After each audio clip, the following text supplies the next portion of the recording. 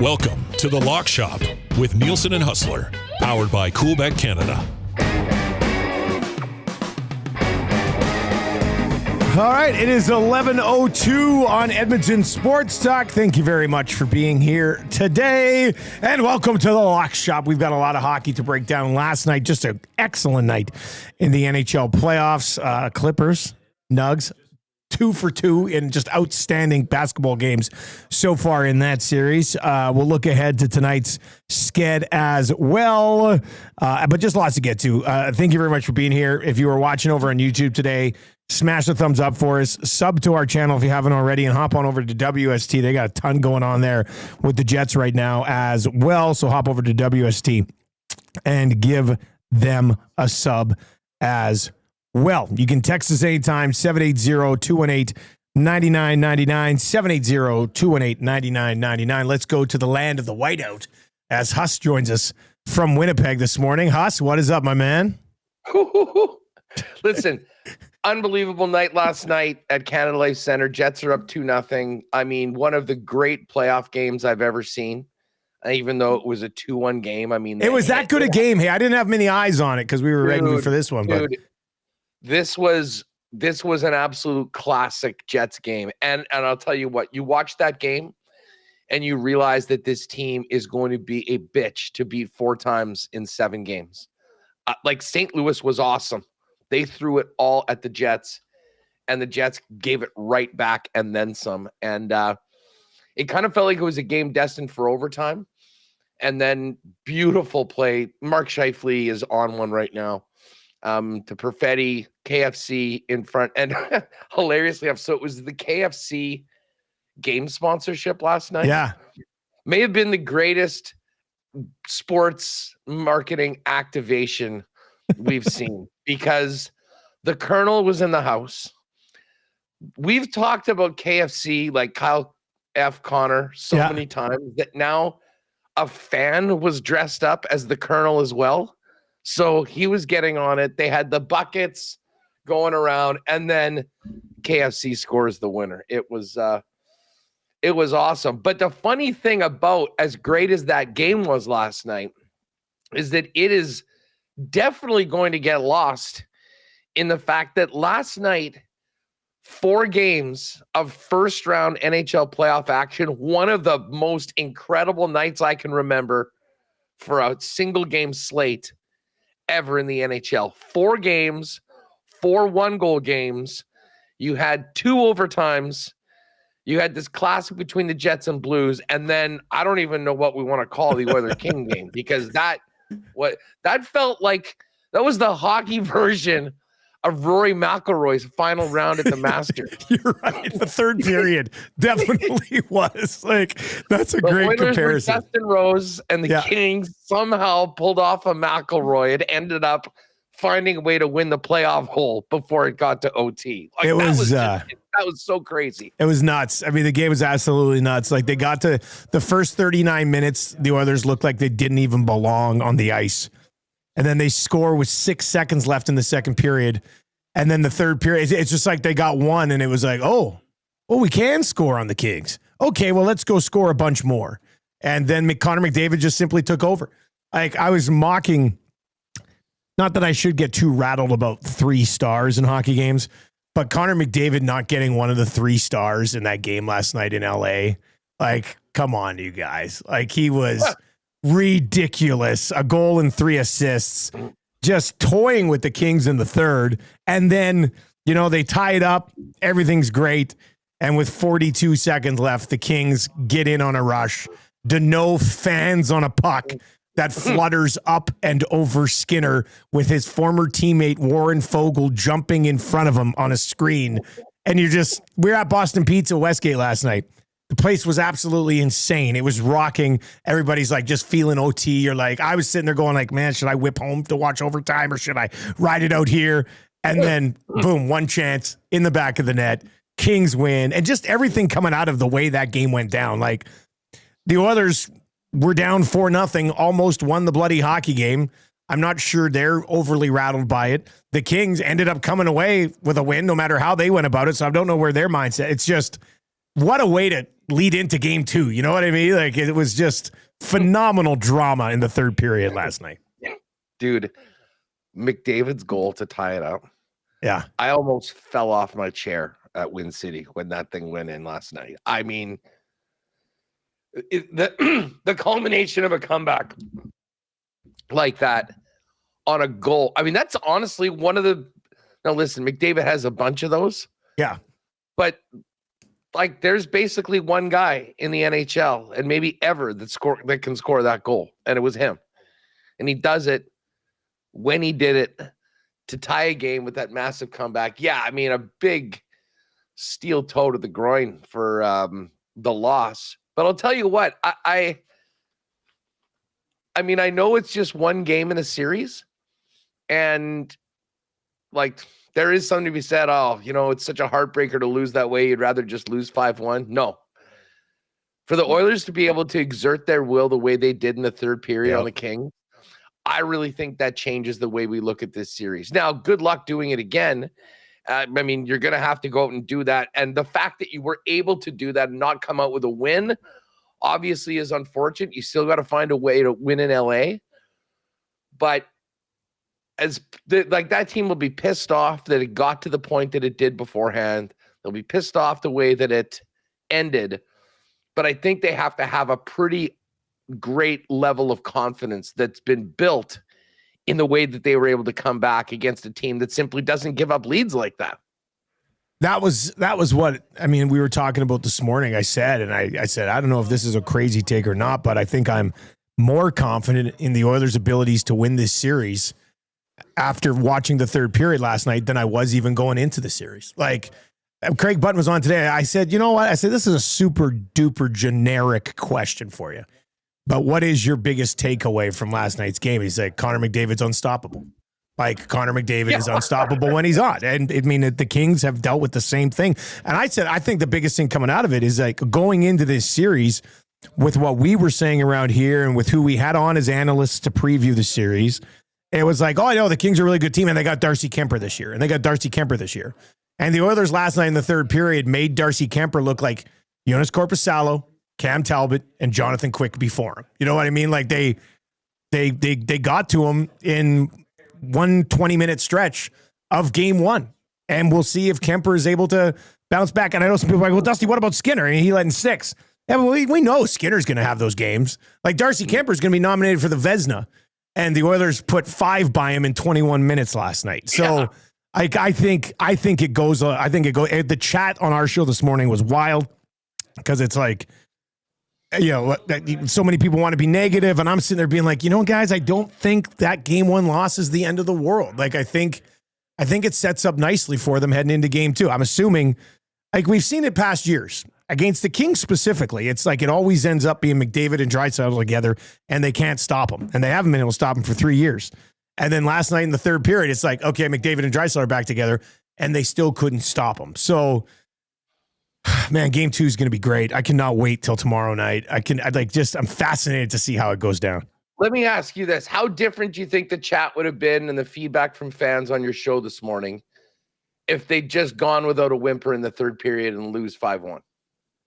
Well, I mean, I saw it last night on social media after, like, when they fell behind 4-0. People were like, this series is over, Kings in 4 or 5. You know, like, it was just a full-blown meltdown through the first 40 minutes. And I was like, guys, it's 40 minutes into the first game of the series, which most people are predicting to go 5, 6, or 7.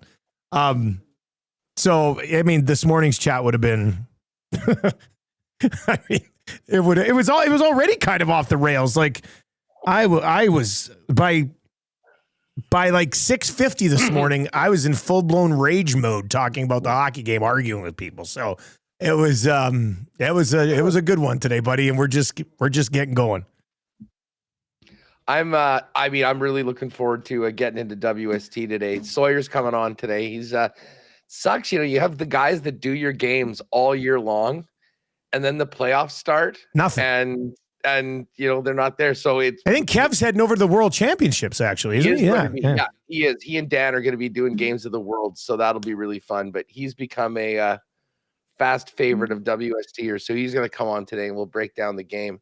Did you see the Logan Stanley hit on Jordan Kyrou? I did. You know what? And I thought because of you guys, I was just like, oh, it's the whipping boy with a big hit. I mean, that must bring down the whipping boy points a little bit, I would think.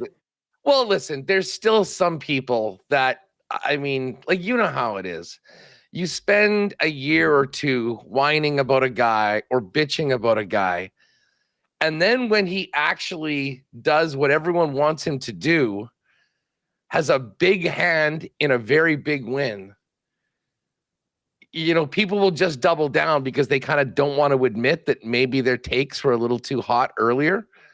But there was a lot of love for him last night. And I mean, like, I know Matt Hyman's going, oh, he only played 2 minutes in the third period. Hey, whatever. No problem. It's about getting a win. I mean, you compare Logan Stanley's contribution as the sixth defenseman to what he did last night for Winnipeg compared to your boy Brown.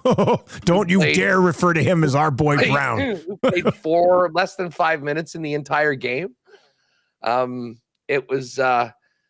I mean, listen, you need everyone to make a big play. Now, I mean, is your fourth line guys, is your 12th forward going to be playing big minutes in the third period?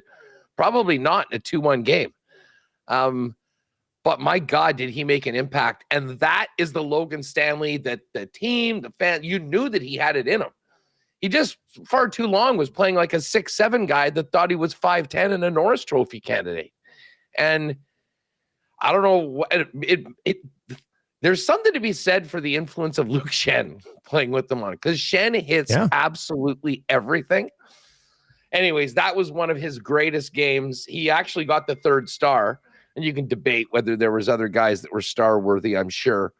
But there's a lot more love for Big Stan in the building. And last night, if you were there at the game, like, honestly, it was the biggest hit, and like a crowd rising at once saying holy bleep since Dustin Byfuglien's hit on Mark Stone, which when we asked Stone about it afterwards, Mark, was that the hardest that you've ever been hit? And he goes, that's the hardest anyone's ever been hit. So like, it was a Buff level hit, and Kyrou was never the same the rest of the game. And I don't know, in a 7-game series, that really things like that make a huge impact, buddy. A huge impact. It's funny you mentioned like the less than 4 minutes of ice time, because the Los Angeles Kings fourth line last night, all of them less than 4 minutes.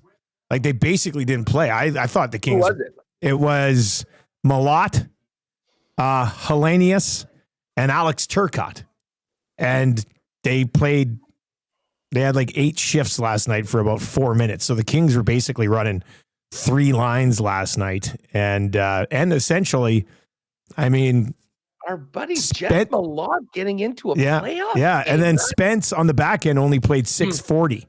And Brant Clark only played 11 minutes last night. So they were pretty heavy on 4 guys in that game last night as well. So that is just really cool that Malott's playing. He was with the Moose for the last few years. Honest to God, one of the nicest guys I've ever had the pleasure of interviewing, talking to. Did not think that, when we went to LA, he'd be getting a chance with the big club. So to see him in a playoff lineup, that's cool for him. But yeah, that fourth line for a team that traditionally throws them over the boards pretty consistently. Usually they're pretty deep, right? And you just kind of roll that fourth line. But are they missing a bunch of guys? I guess really. They were missing. Who's the bigger Tanner Janot? Yeah. So, but outside of that, I mean, right now, pretty much got Malott's brother is also proper Mike Malott from the UFC. He's an MMA guy. Yeah. Yeah, well, Malott scored his first career goal against the Oilers this year, and it was a beauty. He, like, jumped over Corey Perry, and, like, as he was kind of coming down at the jump, he buried, and then Knobloch challenged it for offside, and it got called back.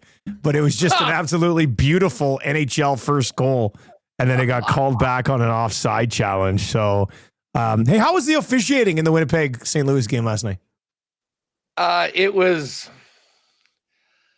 It seems like early on in the game, they call these really borderline calls.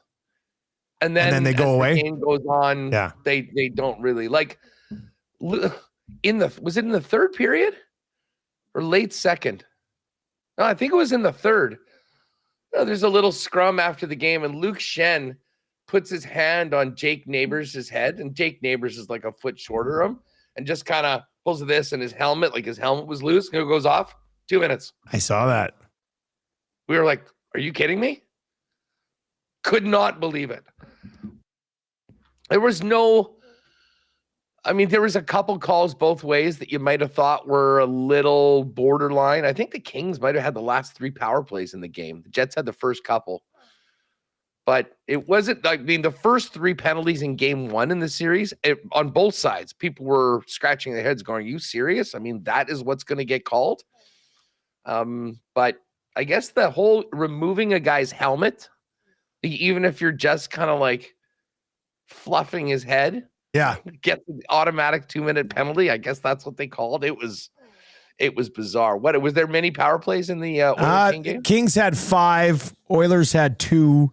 But like it's a similar thing, like a pretty tic-tac hold on Kulak early that you're like, if that's a hold, McDavid draws 8 of those a game. So and then there was one on Hyman that I thought was questionable. Wallman crossed. It was in the third period. Wallman cross-checked Deneau right here, and Deneau gave her one of these, and they sent one, and it was like a scrum after a whistle, where everybody kind of starts going like this, and Wallman got him here, and Deneau gave the flip back, and they got him, and I thought, oh God, that's so Deneau is already public enemy number 1, like on the head tilt last night, and then scores the game winner. It's just like got the greasy little pirate stash. It's gonna be. Yeah, last night was just. It was just. You said it, man. Like between the 2 teams that we follow on a daily basis, Dallas pretty much got it to have it, and they win it in overtime. And then Washington's up 2-0, cruising to the puck line, and the Habs come clawing their way back, force overtime, and the greatest goal scorer of all time puts home his second of the game to win it. I mean, it was a pretty well scripted evening in the National Hockey League, if you want to look at it that way. The first few days of the playoffs, just have been incredible. Ovi, that Ovi, that's his first ever OT winner? Yeah, in the playoffs. I couldn't believe it. I couldn't believe it. Sounded almost impossible. Listen, I didn't see almost any of this game. I saw the Habs kind of rally, scored the goal, and then Ovechkin's OT winner was amazing. The Selly too. He still loves to score goals. He still does. Genuinely excited. As he did with his first in the league. It's so much fun to watch. But that's a big win. Can you imagine if the Caps had blown that lead? Yes. And lost in OT? That could have really kind of set them back. But a nice win for them. And then, the Avalanche Stars game was a real battle. Third period, Dadonov mixing it up right in front of the net, jams it in for the winner. And then Colin Blackwell, of all people, 4th line guy. I think he was the low man in ice time for the entire Stars team. Yeah, he took a shot, then he just sort of went to the net. Nobody picked him up, and the rebound was just sitting there for him. Very bizarre series of events. This season did sort of open for him. And he played 12:37. By far the lowest of any forward on the team. So series on, and that need everybody. Yeah, 7 games and lots of overtime. So that was the perfect scenario last night as they go back to Denver, 1-1 with some extra mileage on the odometer. We will get to tonight's games. I do want to take a look at some of these series prices. They're pretty much all updated, including the Oilers number. So we will get into that. Just quickly on the viewing radar for Monday night, I was doing a hit with the Bear Morning Show this morning, and they were talking about how Monday Night Raw was incredible.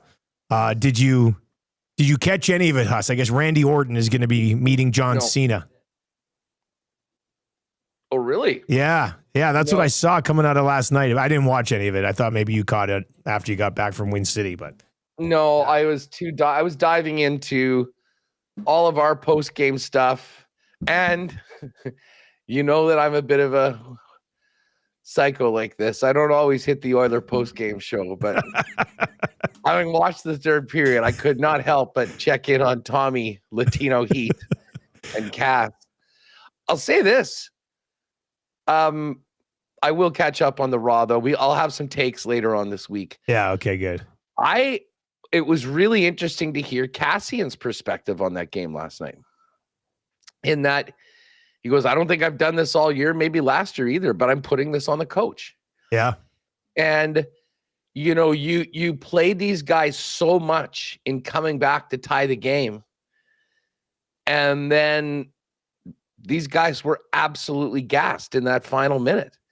And they were behind the Kings on the plays. And he said that sort of opened it up for LA to kind of get that thing. You're so close to getting to overtime where you're going to have rest. You're going to have all the momentum. Said it was sort of a whiff on Knobloch to not have some fresher legs out there. Just to listen, you come all the way back, get this thing to overtime, and then let Connor and Leon do their thing when they're not on E. I mean, we had some great comments on it today, and Cass will be joining us, obviously, on Two Guys and a Goalie coming up here at noon with myself and Gager. And Gager said this morning, you know, as far as the blaming of Knobloch in that spot, it's like if you're playing NHL video game and you see that top line and it's like down in the red and you're like, oh man, probably shouldn't put those guys back out there. Like they're pretty gassed right now. And it was mission accomplished. Like they got you back into it. It was 5-5. You were going to be going to the room, getting ready for overtime with all of the momentum in the hockey game. The Kings are sitting there shell shocked. I think he just, he got a little greedy trying to run them out there when they played like 4 of the last 5 minutes. You throw out Henrique, you throw out Connor Brown and Matthias Janmark and just have them sort of eat the puck in the corner for 40 seconds and the game's going to overtime. So, major backfire, and we'll dive into that a little bit more here on Two Guys and a Goalie as well. You can text us anytime, 780-218-9999, 780-218-9999, or hit us up over on the Nasty Chat as well. If you're watching on YouTube today, smash the thumbs up for us. We would very much appreciate that, and sub to our channels, both Edmonton Sports Talk and Winnipeg Sports Talk, if you haven't already. Haas, before we get to the games tonight, just taking a look at some of these series prices right now with the way things have gone. I think I saw P. Greggy in the chat earlier saying, in what world are the Carolina Hurricanes the Stanley Cup favorite at plus 475? The Canes are plus 475. The Jets are next at 7-1. Colorado's plus 750. The Knights are plus 750. The Panthers and Lightning, who finally opened tonight, 9-1 and 10-1. The Edmonton Oilers are now 16-1. Quite a ways down the list, actually. Carolina's kind of been a little bit higher up than I've sort of thought they should be all year, but this is a pretty big jump down to the Jets at 2. I mean, that is so bizarre. I had not seen that yet. I needed to see it with my own eyes. I don't understand. There is something about the underlying numbers or whatever of the Carolina Hurricanes that has made the books horny for them all season long.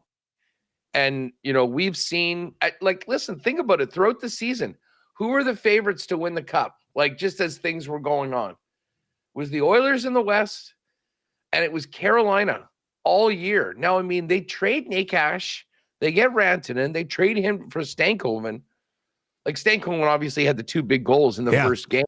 Good player. They got 2 first-round picks, but did anyone think that made them more likely to win this year? I didn't. So I'm with Pat. I don't understand why they are the favorite that they are. Man, you want to put them with Colorado and Winnipeg and Vegas in that 7-1 range? Sure, but plus 475? It's one of the shortest lines we've seen all year for the Cup. Well, I think it's the shortest line. And again, they're winning. They're up in their series. The Jets, because they're up 2-0, are there.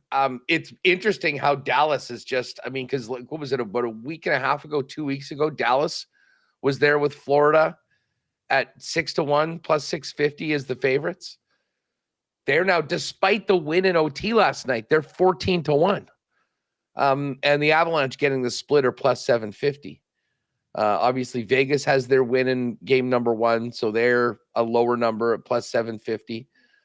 But the Panthers and Lightning, the Panthers have moved up to 900. They have not yet played a game in the playoffs.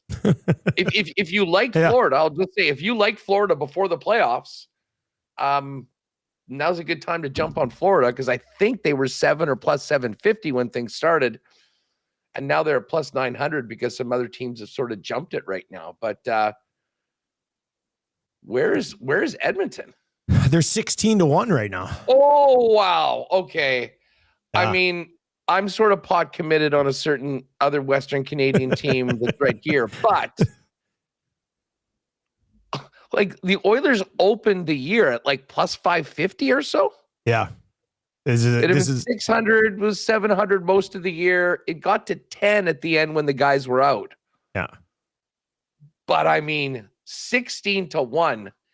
I almost feel better about the Oilers today than I did before going into this series. That's what I said. Because of what they did. Yes, that's what I said too. Like, I will tell you what, if you want a piece of the Oilers Cup futures, 16-1 is a number that I don't think you're going to see again. I wouldn't even imagine it would change a whole lot if LA won game 2. Like if it was 2-0 going back, I don't think they're going to be 25-1. I don't think you see it. Maybe 18, like maybe something there. But the 16 is really nice. Just some people chiming in on this whole Carolina price. Duckdad says the Canes might be getting a discount because of who their first round opponent is and potential second round opponent. But their potential second round opponent is likely the Washington Capitals. Like, I don't know why you'd be selling the cap short in a series against Carolina.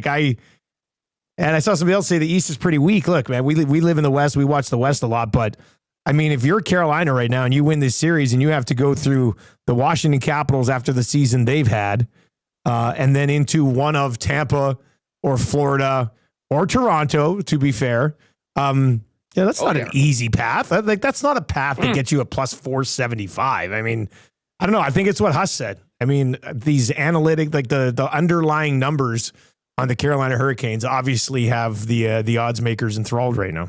There's a lot of that goes into the science or the art of bookmaking, I think. And, they do look at teams that have better expected goals and their shot share is really good and all that.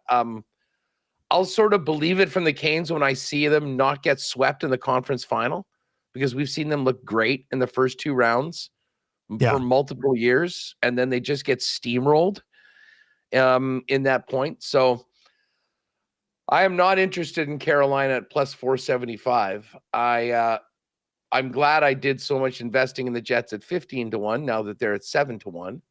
You don't need to reload right now. You're good. You got the numbers. I definitely don't. I definitely don't. And then, but I mean, teams that are up 1-0, I don't know whether it's the way that the Jets won these games that has impressed the books. That's actually, I mean, obviously they've won an extra game, right? So it's 2-0 and that makes sense. But I mean, you look at what the Leafs did in the first game. Washington as well. I mean, they're up 1-0. They've been great, although I guess they did get pressed to OT. I am a little surprised that those numbers are lower. But, if you are confident or you still think Dallas or Edmonton are live, 14-1 and 16-1 on those two teams are numbers that are basically double what we saw at any point in the regular season. As for series prices, let's just take a look. Winnipeg up 2-0, minus 1250 favorites. The Blues are plus 750. Washington, Montreal right now. Washington's at minus 526 after taking game 1. Montreal at plus 380. Vegas took game 1. They're at minus 588. Minnesota's plus 420. Toronto, Ottawa. Ottawa's plus 340. Toronto minus 455. Florida, Tampa hasn't started yet. We'll get to that game tonight. The Edmonton Oilers, despite falling in game 1, still just plus 175 on their series price. That is the lowest number of any team that is trailing in a series. In fact, it's It's not far off the Dallas number, and they're even in their series. Dallas is plus 150, Colorado minus 182, and then the Devils plus 475. Carolina, a heavy favorite after taking game one there. Yeah, I just want to see what this would look like. If we look at series that look like, I mean, I'll keep the 1-1 Dallas series out, keep the Edmonton out, and the Florida one out. If you just hit all the leaders, so Leafs at 455, Vegas at 588, the Caps at 526, the Jets at 1250. If you bet the Canes, Leafs, Knights, Caps, and Jets all to win their series, plus 111. Like that's how long the numbers are afterwards. I think the key right now, like from a betting standpoint, who on the other side of those 5 series, who lost game one that can win their series? That you can still, like, that's why Edmonton's a plus 175, right? Like, yeah, that's something that you throw in there. The Oilers are plus 175. Because what did they opened up at like minus 150, and then it ended up being were they slight favorites still? It was like minus 118. I think it was it was a slight favorite before the puck dropped. I mean, I can't say I like the chances of any of the teams that actually are that I just mentioned. I mean, New Jersey, probably not. The Sens, highly unlikely. Minnesota, hell no. The Habs, I don't think so. And certainly not the Blues. So, I mean, a 5-game series bet that only pays plus 111 is not really something that I normally do. But I guess if you wanted a really chalky bet and you like starting with a nice head start, all of those are there. But to me, of all the futures, I mean, I think this Edmonton number at plus 175, just seeing what Connor and Leon did in the third period. Like, I know they lost that game, but there is something. And I know Oiler fans are probably like, oh, maybe they're feeling that, but this is irrational fan behavior. No, I mean, they cracked the code to the Kings in the third period. And even though they didn't win, I mean, that has to be something that gives them a lot of confidence going into game number 2. And listen, they need one. They need one in LA. They were close. They didn't get it. They'll have another chance to do that in game number 2. And I'll tell you what, if they win game number 2, you're going to see these numbers almost flip. That's true. Get to a minus 200 favorite, but trust me on that one, that will significantly go the other way. Well, what's the Dallas Colorado line? We just mentioned that. Colorado's minus 182 going home with a split, right? So I think they were maybe after they won the first game. I'm not sure that this changed it very much. Did they get up to minus 200? They were favorites to win the series at the beginning. At the beginning of it, yeah. And so were the Oilers. It opened at minus 109 on either side, and then just started going Colorado. Yeah. So it was close to plus 1. Yeah, if Edmonton wins game 2, is it crazy to think it goes from plus 175 to minus 150? Oh, no. Not at all. I think even more. Even more? I think it might be minus 175. Closer to that Colorado number that we were just talking about, yeah. So all right. Oilers, I think, are the best value play, like of any of the series prices that are up there. And then, I mean, the one series that we'll get into right now, series price hasn't really moved on this Colorado or Florida Tampa. The Panthers are minus 116. Tampa is minus 104. So a very slight underdog. And like the Dallas Colorado series, the slight underdog is the team that'll be hosting game 1 and 2 and has home ice advantage in case the series goes 7. Matthew Tkachuk will be a game time decision tonight. Huss, what did you think? What do you think of Friedman saying that the NHL has kind of quietly reached out to teams and saying, hey, we'd like your guy to play game 82. And if he doesn't play game 82, let's not let him play game 1 because it's not a good look on the whole LTIR thing. Yeah, that's what he's scheduled. I mean, it was weird. Like, I think, like, can they kind of do that? Is everyone going to say, yeah, sure, I guess we're in? They shouldn't be able to do that. They've looked the other way for 3, 4, 5 years now. Like, I think the reason why he brought it up was that it's obvious that this is very much on the radar of teams, and the CBA is going to need to be like, this will be in some ways addressed in and around the CBA. Yeah. I mean, the thing with Tkachuk is that listen, there's some series that are already 2 games in right now. I mean, there has been a little bit of extra time off. I kind of think that if guys were able to play, like, do you think Evander's going to be in game 2? Yeah. I mean, that's why I think Elliot Friedman kind of made this a bit of a story, and that Evander Kane might have been able to be good to go in game 1. And he didn't, because he didn't play at all during the season. And they're like, let's just wait and see. Now, I think Stoff in town was saying maybe game 3 at home, but I've heard other people think he could be good to go for game 2. So I think he's kind of one of the main talking points around the situation. I know what you're saying on Tkachuk, like they're starting later, but they're only starting 1 day after the others with Evander Kane, and he didn't play. Yeah. So, I mean, Kane's just a little different because he didn't play. I mean, let's face it, the guy hasn't played a game all season long. I mean, it would be pretty convenient if all of a sudden, after not playing a single game, you're ready to go. But when was the last time Tkachuk played? Four Nations. I mean, he's been out for a long time too. You're telling me he couldn't have snuck in a game somewhere along the way, right? Like, I mean, it doesn't sound like it. Like, he actually was pretty hurt. Like, I'm sure they would have loved to have had him down the stretch. Yeah, maybe. Like, I mean, I don't think that they. What was their cap? What was their cap situation? Because didn't they use the Tkachuk money to immediately go out and get a defenseman and Brad Marchand? Seth Jones. Yeah. Like, they used that money immediately. Like, there's no way they're sneaking him in off the LTIR. Right? He had to be out for sure. Yeah. I mean, to be honest, I wasn't paying too close attention to where they were at with the cap. But yeah, they did bring in Marchand, who was actually injured at that time as well. Where are you at on this series? I mean, I think on our 2 guys in the goalie predictions, I said Tampa in 5, which is like my one hot take series. I'm pretty generic on everything else. There's a lot of people who will take Tampa in this series. Tampa's been just as good as the Torontos and the Floridas. I liked what they did at the deadline. Vasilevsky's having a Vasilevsky type season. Yep. Kucherov quietly wins the Art Ross. Hagel's like a 35 goal guy. He's like an afterthought, I think, for a lot of people outside of Tampa.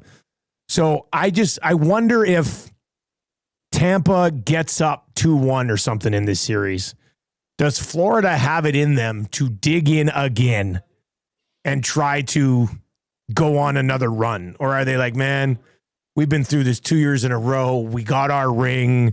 We just don't necessarily have it in us. They might have it in them. I'm not saying like I'm going to write them off, but I wonder if maybe it ends up being, damn it, like we just, and I know they loaded up and they want to take another run at it, but it's just natural instinct to be like, God, do we have it in us again to come from behind against a really good Tampa team and go on another run? So that was my justification of taking Tampa to win it so quickly. But I mean, it'll probably end up being a pretty long series between these 2 teams, but I do like Tampa. 6-1 for Lightning in 5. Okay. There's the number. If you like this series to go to 7, it is plus 185 on the over 6.5 games. If you want Tampa, like if you're like Dusty and you want to give yourself a bit of wiggle room, but you don't think that it goes 7, you can get Tampa minus 1.5 at plus 180. Conversely, Panthers, who will have game 6 at home, plus 155 for Panthers minus 1.5. I did do a few of these bets, including the one in the Winnipeg. Tampa to win game 1. Tampa to win the series, plus 175.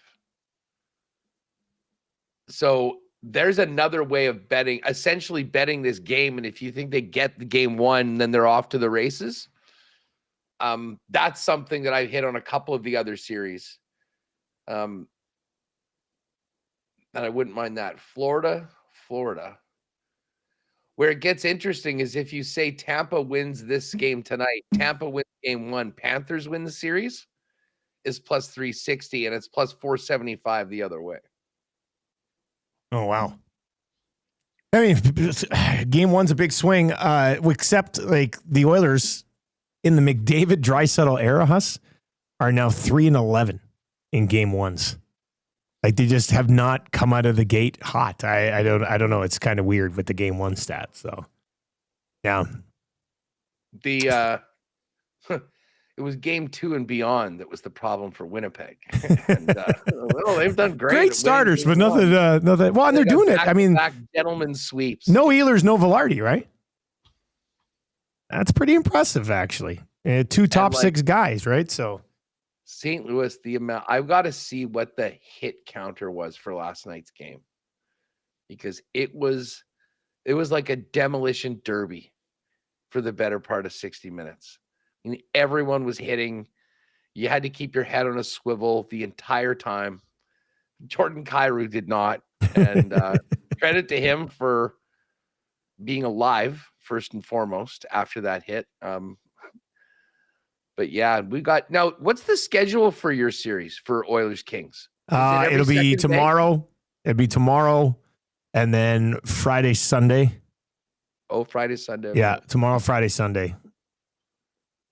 There's a lot of room in between these games. Like they basically added about 4 days to the. You guys have 3 2-day breaks, don't you? Didn't we look at that right off the top? Yeah. Yeah. At the next 3 games now. Maybe for the NHL's sake, the Jets can take care of it, in 5 games or something like that. And then, they'll be ready to go beforehand, depending on what happens with these other series. I do wonder if we'll get to sort of NBA style, where if we know that 2 teams are ready to go for the next round. Get it started a little bit. Yeah. Get it started beforehand. I mean, I know they don't want teams to be in entirely different schedules, but. I don't think they do it. I don't think they do that. I think they just make you wait. Yeah. That's how it's usually been, right? I don't think they're going to change it. Yeah. I mean, very rarely. Sometimes we've had a game 1 start the same day as a game 7. As a game 7 somewhere, maybe, yeah. But that's probably that is probably about it. What about tonight's games? What do we have here? Devils plus 220 in Carolina. Which of these 3 teams do you like the most to get on the board? Minnesota, New Jersey, or Ottawa tonight? Ooh. It's not New Jersey. Yeah. It's really not Minnesota. Like I kind of thought that was they could strike in game 1. It'd be good. And after seeing the first game, I don't really have a lot of confidence in Ottawa either. But there's a reason why they're plus 140 and the other 2 teams are plus 190 and plus 220. Yeah. Like they are a shorter dog, if you will. I'm really intrigued at this. The Florida Panthers Tampa Bay Lightning game is the game tonight to watch. I know everyone's going to be tuned into the Battle of Ontario, but you better have a second screen out to watch what's happening. They're slightly staggered, right? Florida Tampa starts about an hour later. So that's right. Yeah, you might be able to catch the end of Florida Tampa and probably do some intermission hopping there. And the Devils Canes game is actually going 6 p.m. Eastern. So that's 5 o'clock out here, 4 o'clock out. Oh yeah, that's a 4:07 start here. Oh wow. So that's nice. So we've got a pretty good slate of well spaced out games throughout the night. I'm looking here. If we like Carolina in Vegas, and then let's say you put Tampa in there, it's only plus 261. I don't know. It's tough with the 4 games. If we don't like one of these teams to pull off a game 2 mini upset here. The Sens, the Leafs look good in that first game. The Sens were very undisciplined, though, and the Leafs killed them on the power play. I do wonder whether we've got a much closer game that could go either way if they maintain their composure a little bit better. Although I'm not sure that that's any easy bet. You obviously like Tampa in this game 1. I do like Tampa in game 1 tonight. And that would get it to plus 261. So we're probably looking at like 3-1 if we were just to go chalky with Carolina, Vegas, and Tampa. We could go 324 for Leafs, Tampa, Vegas. Leafs, Tampa, Vegas. Take out the minus 270 of the Canes. Plus 324. The chalk, like the 4 home favorites tonight is plus 480. And every time we do this, I just look, all right, who's screwing this parlay up? Yeah. That's basically the question. Now, the Panthers are the most likely, obviously. They're the shortest number. But if we are going to ride with Tampa, I think Ottawa is the most likely one to steal a game too. Like, I really don't think Minnesota or the Devils are going to be in and around these series for very long. So let's say we take the Leafs out, that gets it back to plus 261. Or are you saying we get the Sens in the mix here? What about a total in that game? In the Ottawa game? Yeah. Well, over 5.5. Yeah, my initial instinct was over 5.5 as well. Rod Z in the chat says bet under the total in Craig Berube road games off a home blowout win by 3 goals or more. But that's a home game though. He said road game. That's a home game. Rod Z, that trend's not going to cut it here. Let us know when they're in Ottawa, and we'll talk about Craig Berube road splits. So if we go over in Ottawa, Toronto, and are we going Carolina or Tampa, do you think? We're taking Carolina out. Well, I think we got to keep Tampa in just for the sake. I mean, if we like them and they're minus 121. So Vegas, Tampa, and over 5.5 in Ottawa, Toronto, plus 374. So be a 4-1 by the time she's boosted up the combo cards. I mean, we could go. I mean, if we take Carolina out. Yeah, why don't we do that? So Vegas, Tampa, and over 5.5 in Leaf Sens. Yeah. That's 374 before the boost. Now, with this being said, if we're very confident that Carolina is going to roll here, we throw them in and it gets it up to over 5-1. Like, are you worried about the Devils ruining the parlay? Well, a little bit. Like, I'm just looking, and it's always the least likely team that goes and screws it up. Yeah. Like, I'm okay with the number otherwise because it will be boosted to 4-1 probably. So, you know what? Let's go for it. Let's go for it. I mean, it's only 4 games. We'll have a piece of each one for tonight. Okay. It's spread out nicely, starting an hour after each other. Settle in there. 3 money lines and an over 5.5. All right, let's do that. Okay, Jake, Pat, whoever's watching. We get to 6-1. There we go. Vegas money line, Tampa money line, over 5.5 in the Sens Leafs game, and then the Hurricanes a little chalky at minus 270. Hey, while we're talking about these games, gang, if you haven't already, check the promotions tab because for the playoffs, we've got basically the 3 most popular promos. And it's your choice. You pick the one that you want to claim. So we've got the Bet Builder Insurance, which is one that, I mean, you can just insure the Bet Builder ticket up to $15 for the NHL or the NBA playoffs. We build a lot of exclusives and stuff, so I don't do a lot of bet building. My personal favorite's the 30% profit boost, where you get the 30% boost on any NHL or NBA bet with a minimum total odds of minus 125. Or the bet and get. And the bet and get's a beauty. I mean, you bet $30 on the NHL or the NBA, you get a $15 free bet. So whether you want the boost, whether you want to have some fun with the bet builder, or whether you want to just get the free bet for $15 on a $30 bet, go to the promotions and you have to decide which of these 3 you want to roll with. And then just simply claim your bonus and make your wager. So nice. We've done and had fun with all 3 of these different bonuses at different times. Yep. I like the fact that Coolbet's just saying, listen, pick your favorite one and use it for the NHL and NBA playoffs. So that is all up there right now. Check the promotions tab and click your favorite option. 3 games in the association tonight as well. Pacers -4 at home against the Bucks. I do think Damian Lillard is supposed to play in that game. OKC, who won by 50 points, or 51, I guess, in the first game. They're favored by 14.5. And then the Lakers are 5.5 home favorites against the Timberwolves. Haas 14.5 is a big number, but after winning by 50, don't you kind of want to side with OKC to win by 15 at least? I love that conversation that was all over the place. When if you beat a team by 50 in game 1, should they just call it a series? Series over. Man, wouldn't that be something? Yeah. Or like say, you know what? If you beat a team by 60, it counts as 2 wins. 2 games, 2 wins. So, you're up 2-0 after that. It does sound like something that people will be talking about on Lock Shop 2075.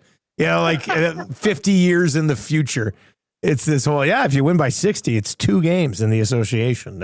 So listen, yeah, president of the LeBron fan club, give me your take on this T-Wolves Lakers game tonight. This is a big one. You can't go down 0-2. No, they gotta have this one, man. It's I'm gonna be on the edge of. I was joking earlier today about streaming myself on our YouTube channel, watching the Lakers game today, and either just like living my best life or completely imploding and laying under a blanket watching the fourth quarter. So I did lay it out earlier today. What was it? What did I go with? It was our hotline of the day today.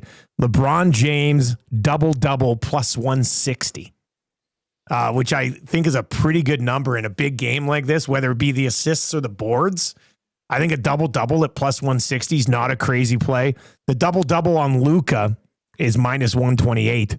So that's something you can look at as well. As far as guys who need to get right after the last game, Austin Reeves over 18.5 points at minus 118. Probably my favorite bet of the night, win or lose for the Lakers. I think Austin Reeves is going to find a way to get his after essentially being a non-factor in game 1. That 5.5 is interesting though. I mean, I don't know if I'd lay the 5.5. The T-Wolves are legit, man. They played awesome down the stretch. And they've got some bigs that cause issues. We'll see. Now, JJ Redick. I'm a big JJ Redick stan because he's a Duke guy. I've always loved JJ Redick. He did say they're coming off maybe their best practice of the year yesterday. So I don't know what that means. But like when I'm not broadcasting, I'm listening to 2 things. I'm listening to fantasy football podcasts or Lakers stuff. And by all accounts, JJ Redick seems pretty confident heading into tonight. So what about the King 25? I mean, it like I don't want to sound anti-Luka because Luka is a stud and I love him, but it all comes down to if Luka's going to move the ball in the first half. Like in that last game, he was great, but I said it on our show. I was like, he can't take 12 of the first 17 shots for the team. Like you got to try to get everybody involved early here. And if the Lakers do that, I mean, they could be a bit of an offensive wagon. So, I don't know. I mean, I could see like a 24-10-7 type of game for LeBron tonight. And then Luka goes off for 35 and Austin Reeves hits his usual 20 and they do get a very important win tonight. But I don't think with Luka around, this is LeBron's just going to take over and drop 30. You know what I mean? It's just, it's different than it was with Anthony Davis significantly and better, but different. Question for you. What happened to the Bucks? Well, they lost Damian Lillard but he's supposed to be back, I think, tonight. Outside of that, I haven't watched I've been fully engulfed in NBA West for about 4 months. Like they won a title. They've got Giannis. It just seems so weird to see where they were in the standings and the fact that they're like a big dog against the Indiana Pacers. Yeah. Yeah, I mean, from this season and how it was, I mean, somewhat justified. But it's always tough to, you're going to bet against Giannis. I mean, the guy's a freak. And with Lillard back, and there was some bad blood, I think, in the first game of that series. So we'll see. Anyway, we got to get going. What's coming up on WST today? Hernan's looking at me. He's like, buddy, we're happening. What's coming up on WST today? Full recap, reaction from last night's game. The entire crazy night in the Stanley Cup playoffs. Kevin Sawyer is going to jump on with us. The Hammer, Jeff Hamilton, might hit a little CFL off season as well. And I'll get ready for tonight. By the way, Lakers plus 115 to win the series. If you're still a believer. I'll say this. I think I like the Oilers at plus 175 more, but from a value perspective, I mean, I'm still going to ride parlay with Luke. time. The Dusty parlay. The Dusty Dog parlay. Throw that up for me too. Parlay. Lakers and Oilers both to win their series. Give me that number. Yeah. Yeah. Jake, Pat, put that up too. I'll tweet it out a little bit later on. I like that one. All right. We got two guys and a goalie coming up. Oh, just a few things to discuss coming out of the hockey game last night. So that should be a good one starting in about 3 minutes right here on YouTube. Check out Hustle Show. Get going right away over in the WST channel. And we'll have it on TuneIn, iHeart, and at EdmontonSportsTalk.com. So if you're listening online right now, stick around. Hustle, we'll talk to you tomorrow, buddy. Later, dude.